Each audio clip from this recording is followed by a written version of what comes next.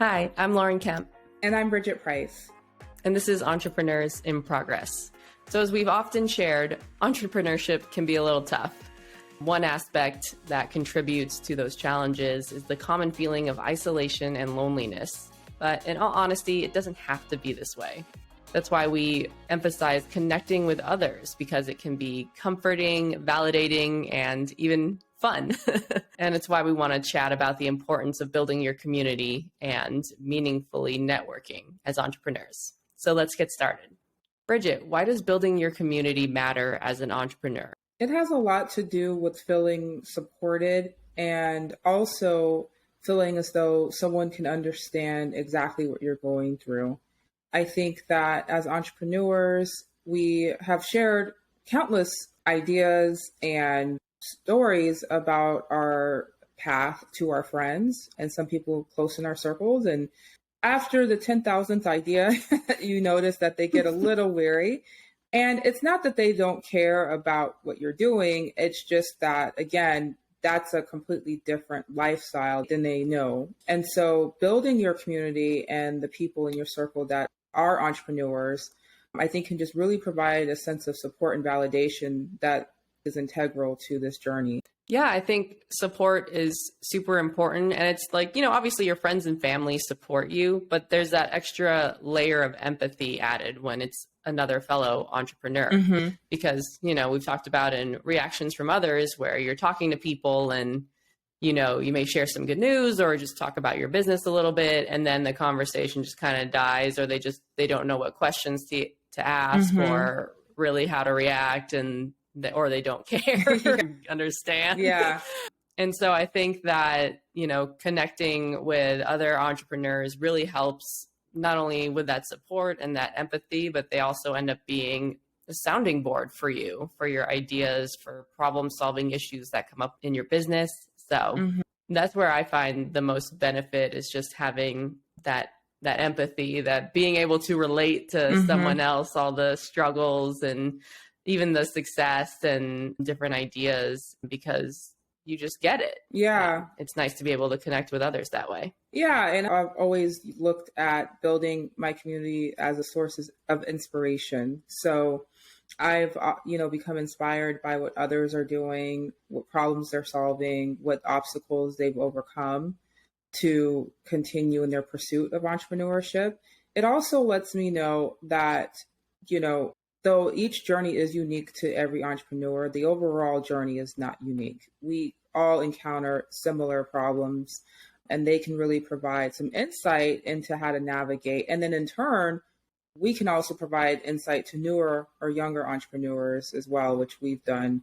And sometimes it happens just by others deciding to reach out and wanting to learn more, and low key, asking for mentorship. I believe in the concept of paying it forward. And I do think that by paying it forward, you are introducing someone into your circle that will have benefit to both you and them. There's significant importance in building your community and your network. And I think it's something that entrepreneurs sometimes unknowingly or knowingly seek out, whether it's through social media, whether it's through meetups, whether it's through connecting with people that they know have started on this path.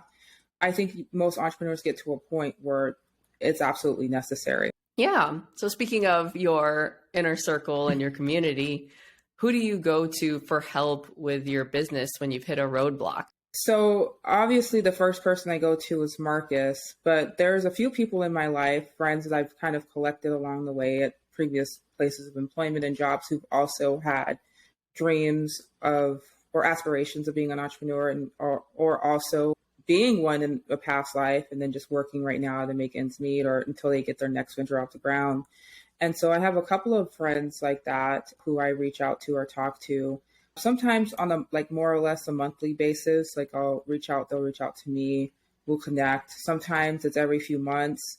But even when I share something on social media or they share something on social media, having that support in the background, and then it opens a window again, hey, I'm still here for you, if you need to talk, or vice versa.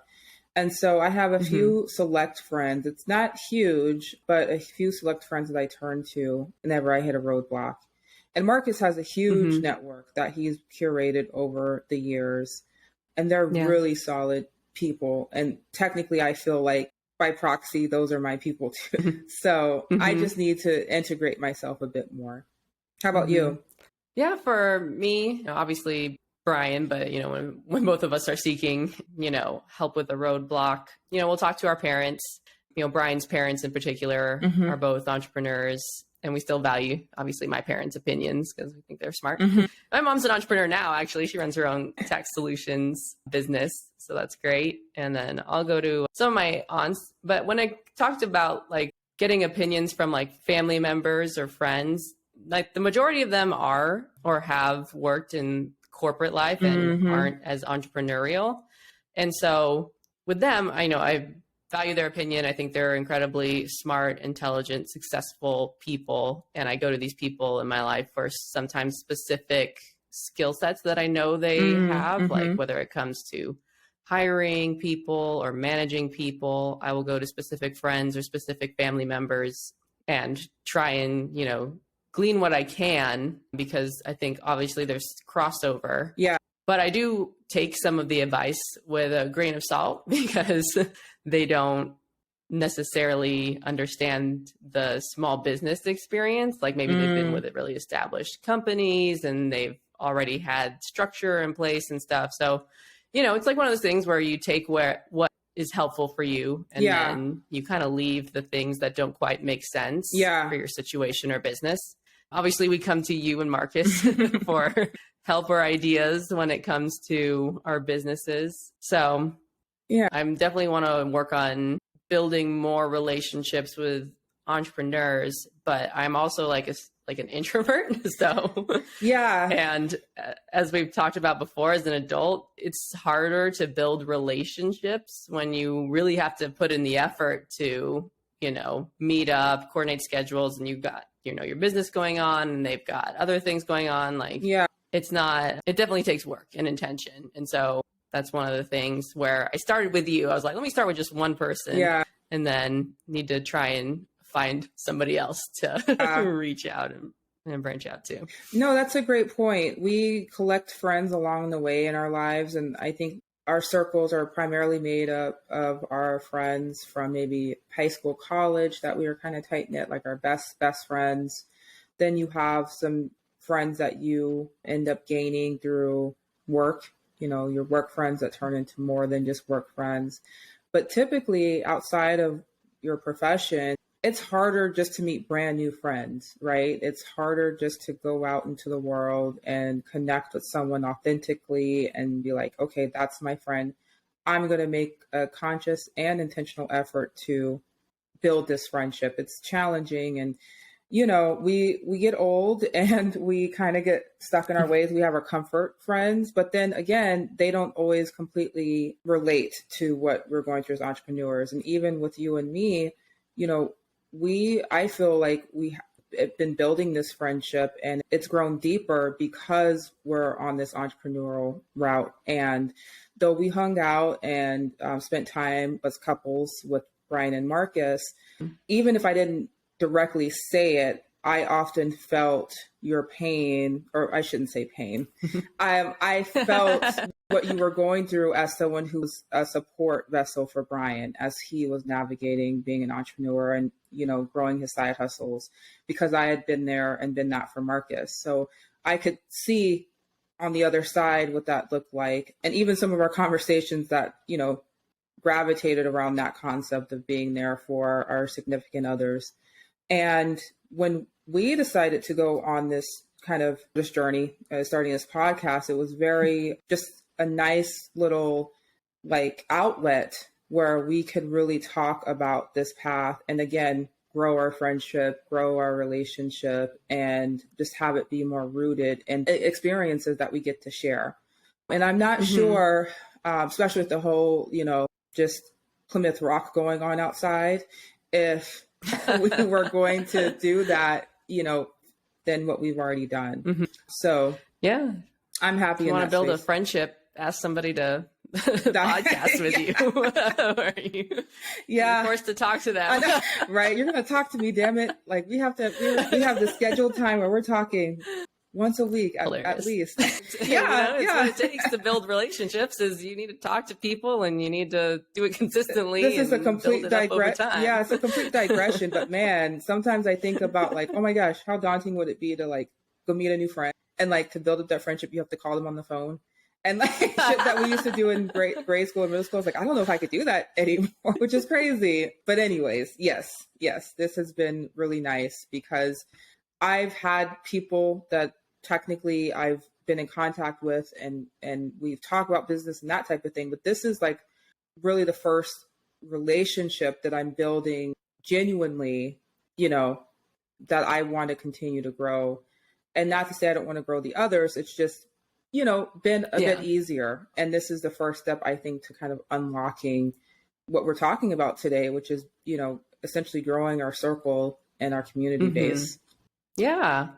So I think networking is kind of separate from necessarily like growing your circle and being intentional about building relationships. I kind of view networking as like it's similar, but I guess my interpretation and view of networking has been like, you go to these groups and stuff and it's like about meeting as many people as you can. And then it's like speed dating, Yeah. That's what I think of when I think of the word networking. But what do you think of the word networking and what things have you tried in the past? So I now consider there's two things in response to that. I consider having a network, which is maybe what we have like on LinkedIn and, other places. And then I think you have your circle, which are people that you continuously talk to or build relationships with and grow with.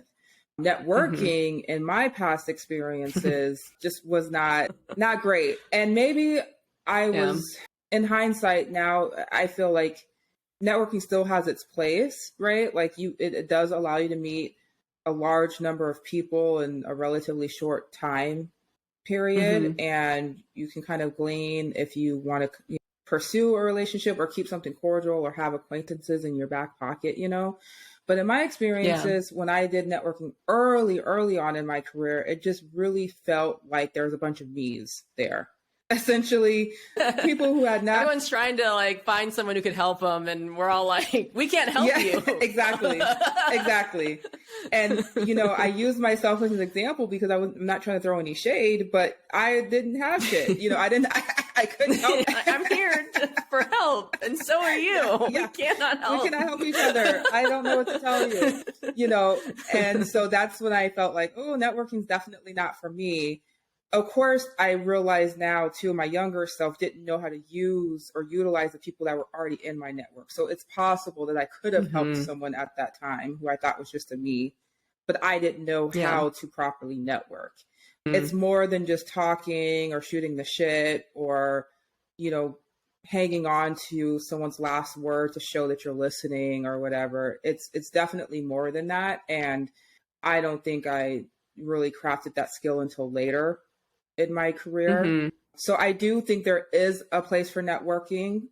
I just think maybe what networking events you choose to attend, I think will dictate how effective networking could actually be for you. So, attending industry events, like things that are just for entrepreneurs or growth mindset events or stuff like that, that it maybe is more in line with what you need versus just a general, professional women's event or something like that. Yeah, a more targeted event. Yes. I guess. Yes. Because, I think networking is a skill. I do feel it doesn't quite go as deep as like the inner circle of like, building relationships. Yeah. But it's, building acquaintances almost. And it's like, it's your network. But, Brian and I kind of have a bad taste in our mouths about networking groups because we went to a few when we tried a few out and we found the ones that we found in our area, we found they mostly served people in similar industries looking for connections. And they always happen to be like home related industries. Oh. Like, here's a landscaper and here's a construction person and a real estate person and an interior designer. And like, we're like, hi, we're CBD moms. Right. Right. Like, we don't belong here. Right. These are not our people.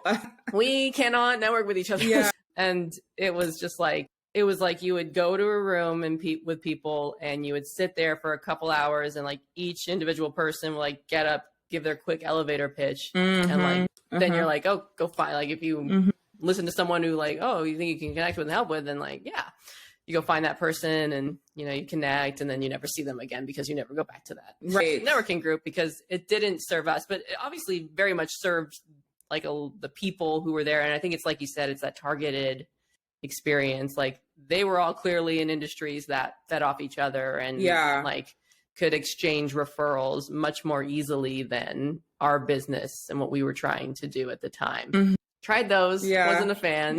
I found this group called Phoenix Girl Boss. And so it was specifically a female entrepreneur group, and they held events and highlighted small businesses, female run small businesses in Arizona. And so I went to one of those events and I liked it a lot more than the networking groups because I just felt nice to be around. I mean, there were also like people our age. I felt like sometimes the networking groups that we went to were a little older than us. Little. I started networking when I was like 20, 21 and instantly got aged up, which was annoying. They thought I was like mid-20s or something like that. And of course you tell a 21-year-old that, you're like, what? Like, you know, but of course I also felt like I had to act the part. Like I couldn't act 21.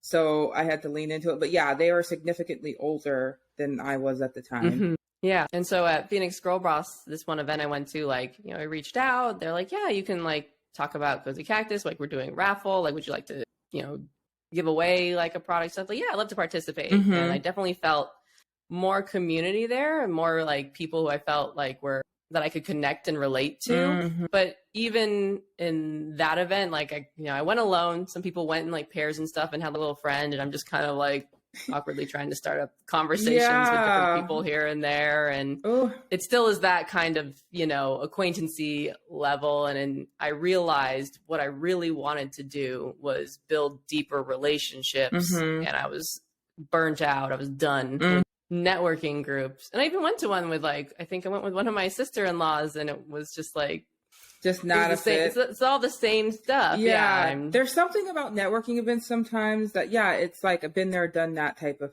feeling. Like nothing jumps out at you necessarily. It seems like it's people kind of looking for their next opportunity to either level up or advance in some way or grow their business. But to me, sometimes networking can feel a little inauthentic because literally it's like you said, it is speed dating in a sense. Like you're just meeting strangers for the first time and you're kind of having an ask of them in a indirect sort of way. And because networking events are structured in a way where you're trying to meet as many people as possible, it's hard to glean enough information sometimes to determine like, can I fuck with you? Should I not fuck with you?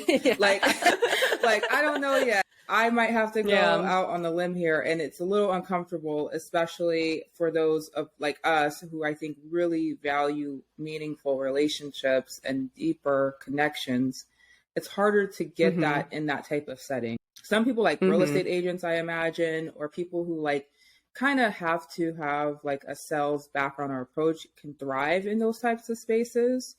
People and extroverts. Extroverts, people who have no problem introducing themselves and things like that. No one believes me, but I'm really shy. I really am. And it's hard to meet new people. And so like when you said you went alone, I'm like, oh God, I've done that before. And it sucks. You're like awkwardly standing there and like people know you're alone. They notice that you didn't come with anyone. And then they're like, oh. And for me, it doesn't help because I'm freaking 5'10" and like, I'm like, I'm here by myself. And it's hard. I'm becoming more open to it, but it's tough. Yeah. I don't mind the like talking to people. Like when I was alone, it's like, well, I better talk to someone instead of just like, you know, wandering around aimlessly like a lost little puppy. But it's for me, it's just like the shallow connections. Like not saying these people are shallow, but like you don't have enough time to like really foster a meaningful connection, like, and you don't know if it's worth the time to put in that effort. You're meeting so many different people. So Yeah. I know. I found with some networking events, I kind of call like online friends imaginary friends because technically we haven't always met these people. But Marcus is constantly going back and forth with them. They're always even private messaging each other or sharing stuff. And so we did go to like a networking event in late 2019 at Cahoots with one of our friendly competitors, and he posted something on SEO, and we saw other people in the cleaning industry there, so we connected there. And then, slowly but surely, they have other people that are familiar with them, and so you're kind of being introduced by like 6 degrees of separation type of thing. And I feel like that can be more authentic, because in a way, if you fuck with this person and they're fucking with that person, okay, you might be okay. You might be cool. So I'm going to be a little bit more receptive. Yeah. So. Well, it's kind of like they've been vetted almost. Like if you're friends with someone and this is their friend, like they have some credibility because clearly you're friends with them. Exactly. So we can be a little bit more open here. And again, that event is slightly more targeted. Like it's entrepreneurs who wanted to, hack SEO and that type of thing. And it was promoted within this imaginary friend circle on Facebook, and we got to meet in person, and so things like that I think are helpful. I have been considering a lot like joining leagues, and working closely and within the Phoenix metro area in specific groups. And I imagine that unless they're entrepreneurial based, which a lot of them always aren't, I might be one of the few entrepreneurs amongst that group, but that doesn't mean that someone who's working in this corporate job or C-suite won't have friends who aren't entrepreneurs they can introduce me to, or whatever the case may be. So yeah, I kind of like that idea of a league where it's like if you have an organization that you join that meets weekly, then that does help build those relationships over time. I also like that you brought up conferences earlier, because I was thinking back on, like conferences I've attended. Like I was at Social Media Marketing World like years ago for my job. And even though I went alone, I was like, these are my people. Yeah, you understand each other. Yeah. Yeah. And you can quickly connect on that. Yeah. But even so, it's still like, I think it's just the nature of networking that I have yet to really enjoy or invest in, because I think I'd rather do the slower build up. But I don't know, maybe the league is the way to go. Joining an organization where you intentionally like dedicate time every week. It kind of reminds me of like my Sam volleyball league, where it's like, oh, we show up, every week to play a game, and you build those friendships over time because you're seeing them every week for months. Yep. So I like those kind of meetup groups, the consistent ones, because the ones that, are inconsistent, then I think it's a lot harder to do that. For sure. And I think that unfortunately or fortunately, us coming from corporate backgrounds, we've been spoiled to a little degree where we didn't have to try hard necessarily to build up our network or circles, right? Because we worked in larger organizations where we built friendships over time, where we connected with people at work. And then, yes, some of those people we still have after not working there.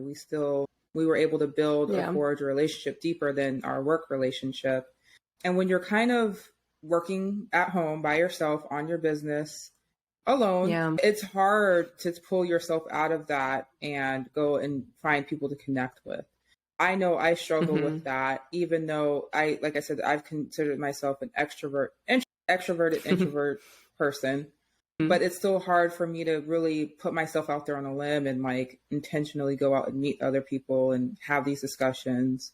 But I'm making an effort to do that. It's one of my 2021 goals, is to, consciously build up my circle and my network within this entrepreneur space. So, I believe there's strength in numbers. Yeah, absolutely. Yeah. So how, I know it's the goal for you this year. How do you currently network? And then do you have any plans on changing that strategy? Truthfully, I don't really network at the moment. I'm a hanger-oner. I hang on to, the networks that Marcus has built, and I kind of sometimes tag along and, and make introductions that way. I've been kind of getting back into the whole LinkedIn situation. I was very turned off to LinkedIn for a while. But I'm slowly integrating myself back there. And I've reconnected with people or connected with new people, by way of our podcast, which is really exciting, and then really it's hard again because of the pandemic, but I really want to look into like these meetups and targeted events so I can start working with people and then joining a league or two before the year is over and making the time to commit and meeting new people. Yeah, or starting our own league. Start our own meetup. I was already thinking that. Phoenix area people. Yeah, if you're listening, hit us up. Yeah, I make cocktails. Lauren bakes. I mean, it's a match made in heaven.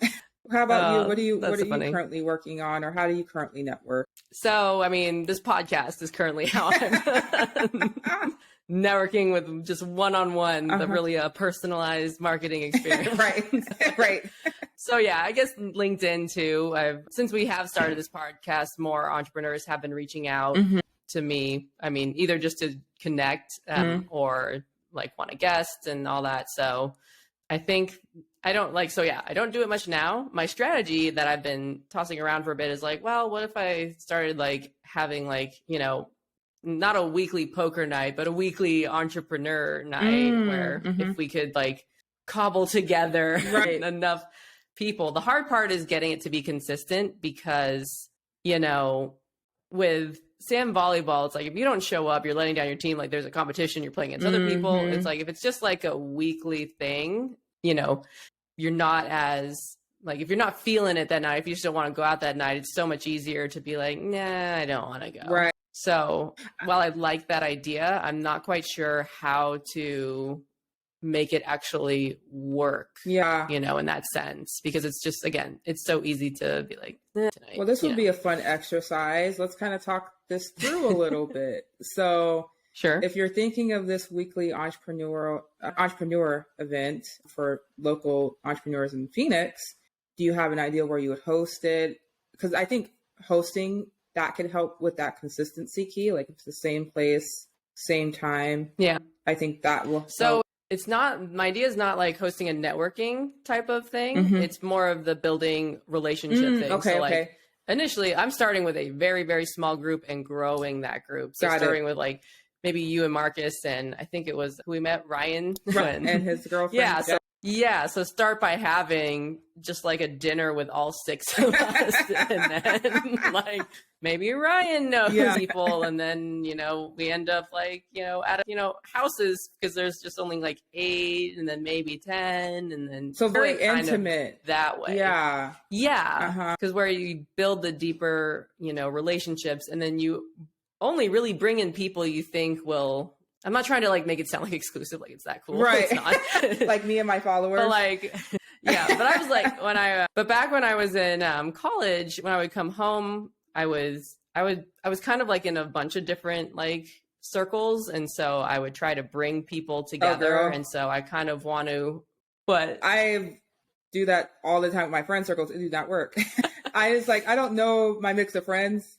So I'd be blending everybody together. Well, yeah, that's the hard part too, is figuring out who will gel with each other. And like, I feel like I've been able to integrate a good chunk of my friends. Like they, met through the different circles and stuff, at least back in the day. Yeah. So trying to kind of build it up in that way again, and having maybe you need to have some kind of goal around this like nightly meetup where it's like, we're going to, bring your problems. This is going to be a soundboarding thing. It's not necessarily just going to be a, chill dinner thing. Like it could be like a working session almost. I like that. And it could rotate, right? Because, obviously everyone's time is important. So like with the 6 of us, we would take turns on who would be presenting their problem this week.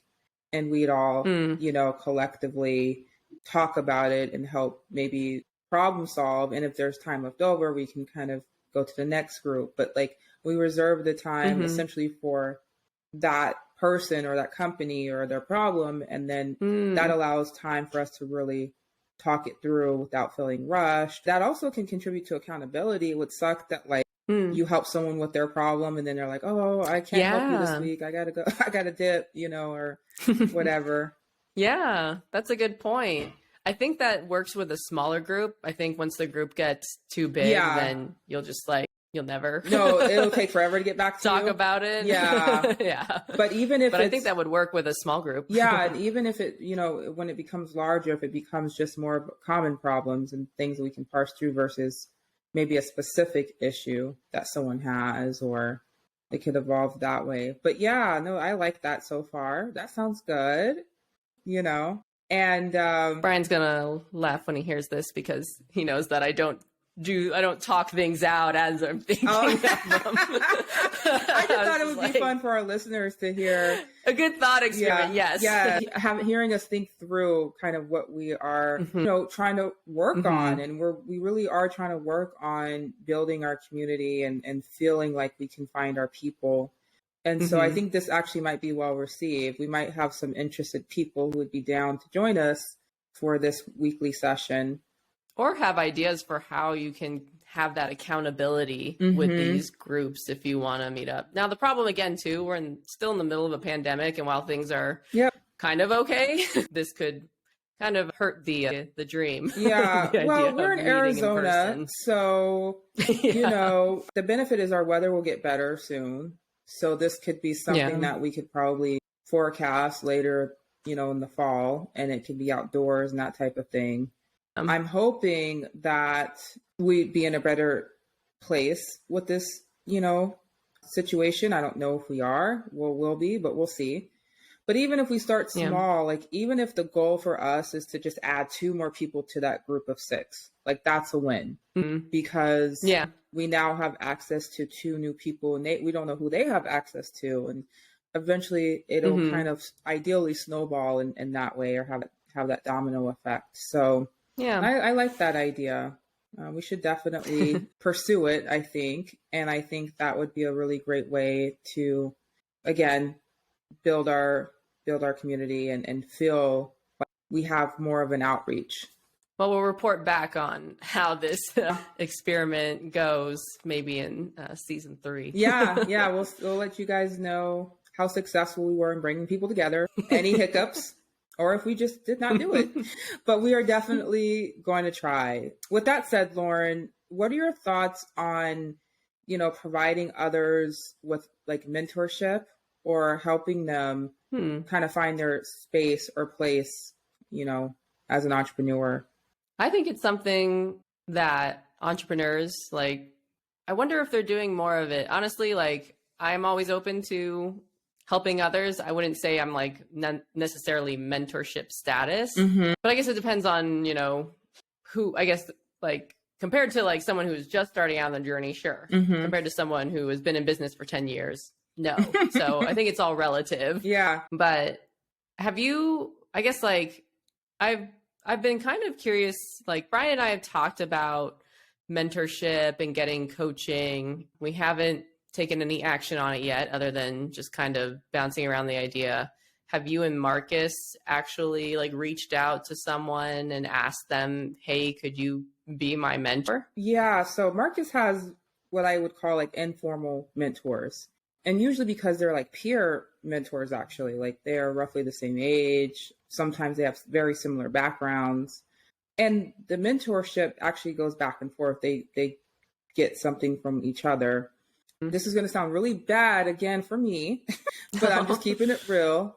I have not sought out mentorship, and I have a block. And that block is I've done at least 3 diets in my life, main diets. I know what works. I know what doesn't work.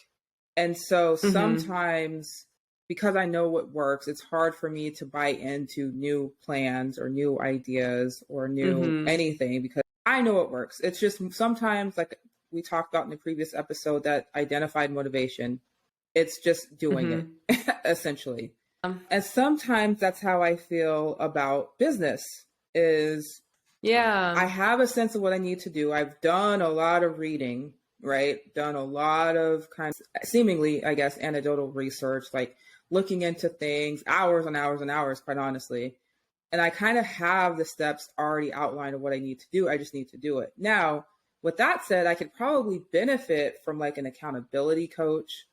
And I actually do think I can benefit from mentorship because despite what I think I know, there's still so much I don't know. This goes all the way down to execution, implementation, even really getting to the core source of my motivation.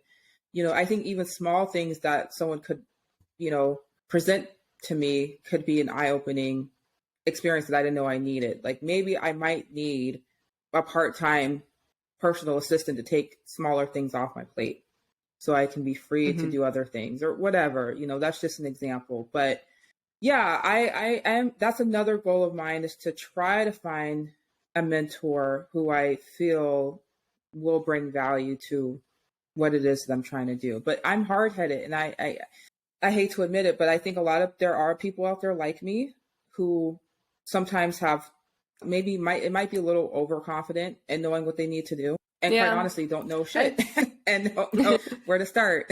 Well, I think some of the thinking too, for me, the hesitation's like, well, I don't know what they could help me with. It's almost you don't know what you don't know.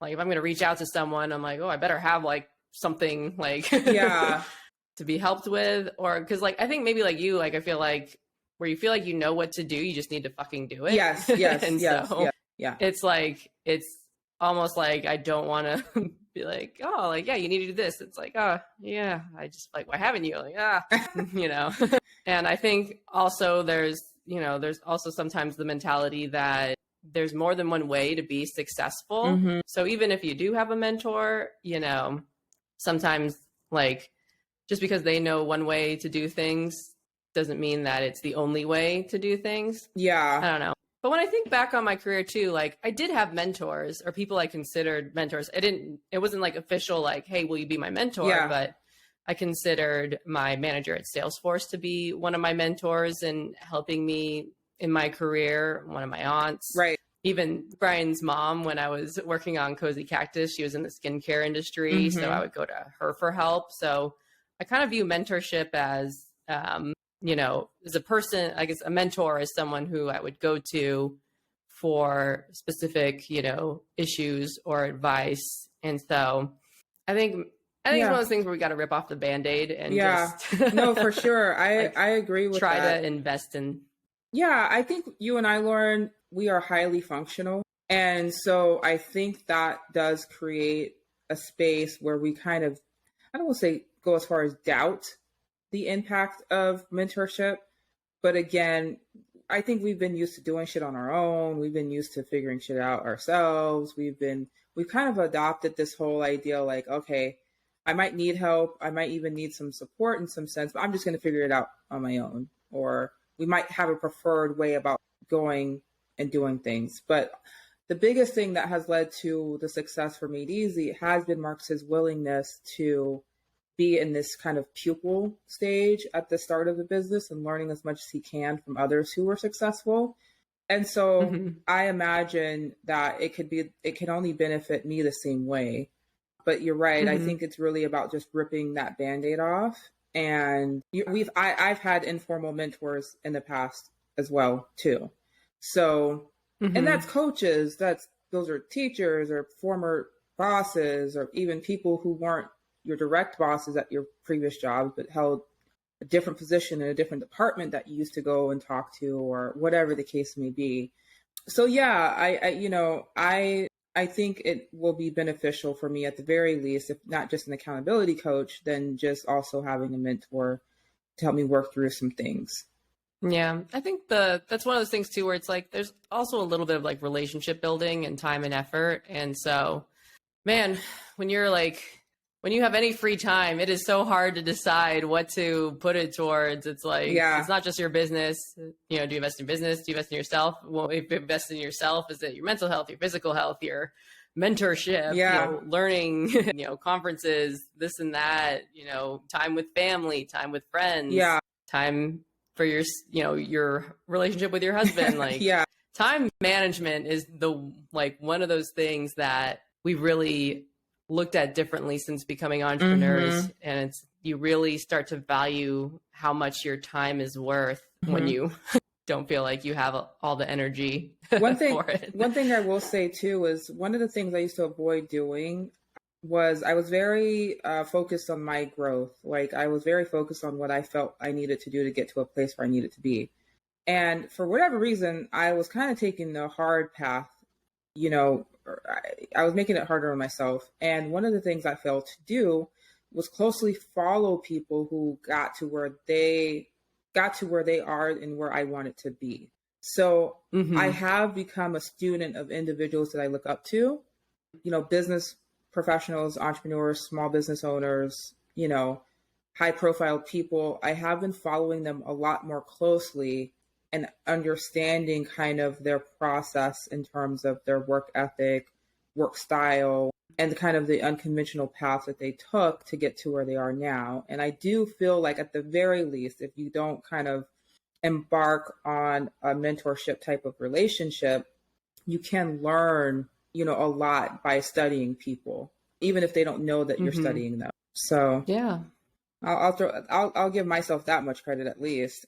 Yeah. Yeah. But in turn, I've been approached by a few people, and Marcus has too, about kind of mentoring them. And I feel like I ain't shit. Like you don't want to get it. So is it just they want your advice and help? Is that the like mentorship? Yeah. So recently I've had a few friends from way back in the day follow up and reach out, and they see kind of the success that we've shared on social media, and they kind of want to learn how to do it, or they already have like a side business or hustle that they're working on and are trying to get an understanding of like what they need to do next. And instantly what I see a lot of times is that their processes are not systematized, and that's what's hurting them. And I think when you're first starting out, that's the most important step you can take, because your time is preoccupied somewhere else, typically in a full-time job somewhere. So whatever you can do to quickly automate your business while you're growing it is the step that you want to take, versus kind of working ad hoc and trying to piece things together. And that's when you start feeling really stressed. And that's when you start feeling like, I can't do all of this. I'm dropping this business for now type of thing. Yeah. And so, for what it's worth, I'm definitely flattered, one, but two, I take that very seriously. So like the initial kind of conversations are like, and it's with people I haven't talked to in a really long time. So it'd be like, okay, set some time up with my calendar, let's kind of talk about what you initially want to talk about. Send me all the information that you have about your business so I can understand kind of what you're doing, what your pains are, and then we can kind of go from there, and I can talk to you and understand exactly what your goals are. So essentially, I'm only really sharing things that have worked for me and Marcus. I'm also sharing our fuck ups. I'm also sharing like some of the tough lessons we've learned along the way and what you want to avoid doing. Both Marcus and I are removed from that old school mentality of I figured it out myself, so you have to figure it out too. Like, I feel like the purpose of having knowledge is to share that knowledge. Like, what's the point of having all this internal knowledge and you just have it for yourself? I just think that's, pointless. Well, it's people who don't have the abundance mindset and think that if they share it, then they'll be driven out of business, which is not the case. It's usually not. No. Yeah. Yeah. I was also realizing, I think some of the hard parts about reaching out to mentors is, usually you're thinking, or of people who are already successful and they're busy. Like the idea of reaching out to someone, even though I was like, oh, I admire you, I see what you've done and you've grown and you're successful, and I imagine that you don't have time. Like, why would you fuck with me? How do you find the people that are just like, a couple levels above where you are, who don't mind helping, Man. Because I feel like once you reach a certain level, like you don't have time for everybody. And who, like, I don't know, part of it just might having to be like, well, you missed, 100% of the shots you never take. But I get what you're saying. Why would you fuck with me? I definitely, no, that's a great point. And people do get busy. And that's why one of the first things I try to establish from the jump, which is why I say, I'm not one of those super successful people that you're talking about right now in terms of practicing. So when I do get there, that's why one of the first things I do is send out my like Calendly link, like set up some time with me so they understand that I'm setting boundaries around my time. Like, this is when I'm available to talk, schedule this time with me. And I think, with those super, super successful people that you're talking about, I think that you might have to shoot and you're probably going to miss. And then if someone If something catches, like that's Shoot your great. shot. Yeah, that's all you can do. But I think you also have to be acutely aware of people in your industry or your circle or people, again, that you're closely following before they hit that runway, because they are going to take off, and be more intentional in the people that you want to connect with. I think we've experienced. Go ahead.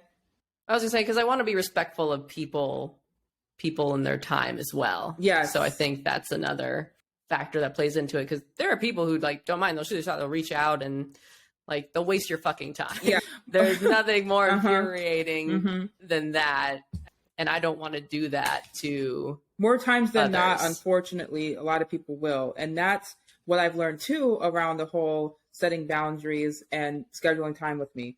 If they don't schedule time with me, it's fine. I'm not even mad. I'm not even upset. Yeah. It is what it is. And especially since I understand that they're trying to grow a business, I'm even more understanding. A lot of people take that shit personally. Like, I set aside time for you and you bailed, or you were late. Listen, I just got an hour back of my time that I'm going to figure out what to do with next. And I think sometimes that approach is a little archaic in the sense of like, that's, I think, what we were talking about before about feeling like removed from other people. Like, where you can't understand their pains or can't understand that life happens. And like, you're just so upset that someone, how dare they waste your time? More times than not, people are not intentionally trying to waste your time. They're really not. So I just move on and that's it. And it's kind of like no sweat off of my brow, and I just keep it pushing. Yeah. Yeah. Very true. Yeah. Well, was there anything else you wanted to talk about in relation to mentorship, networking, or building your inner circle? I feel like it's just part of the recipe necessary to be successful. I feel like there's all of these pieces or ingredients rather that help us on this path. And I think having your circle or having a sense of community is a really important ingredient to all of that. And I think sometimes, especially when you're starting out, that's something we overlook. I do think that entrepreneurs, when they're first starting out, feel already like they're all alone. They already kind of lean into this mindset of like, I'm going to prove people wrong. I'm going to show them what I got. This, whatever the case may be. And so they already naturally isolate themselves because they expect the experience to be isolating. And so I think that we should encourage entrepreneurs to, fight through all of the challenges, to keep going on, and to seek out help and support when needed. Because, man, the worst thing that someone can tell you is no. Like, all you have to do is ask, and you'll be surprised at what information people are willing to share with you. And if those people want to hold information or withhold information, those are not the people for you. That's fine, Yeah. I would say the biggest takeaway for me from this conversation is just that I believe building deeper relationships with a few people has been much more beneficial than trying to network with, tens of hundreds of people. Right. Yeah, I would agree with that. Yeah. Well, thank you everyone for listening to today's episode. You can find us on Facebook, Instagram, YouTube, and you can connect with either me or Bridget on LinkedIn. All the things, like, share, subscribe. And thank you, Bridget. Yeah, thanks, Lauren.